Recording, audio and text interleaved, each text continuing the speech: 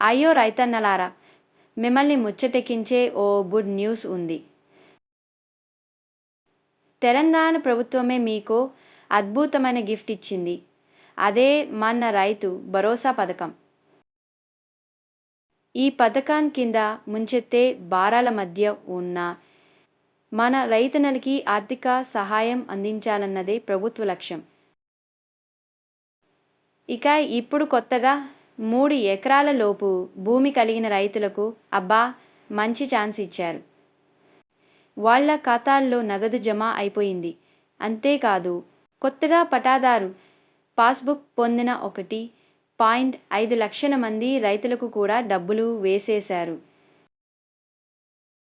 ఇంకా ఓ ముచ్చట 3 ఎకరాల కంటే ఎక్కువ భూమి ఉన్న రైతులు కూడా కంగారు పడొద్దండి.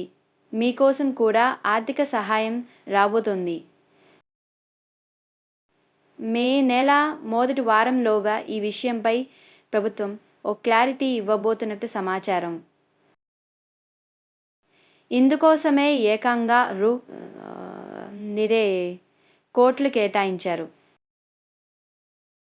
అర్హులైన ప్రతి రైతుకి పెట్టుబడి సహాయం అందించడమే లక్ష్యంగా పనిచేస్తున్నారని అధికారులు చెప్తున్నారు.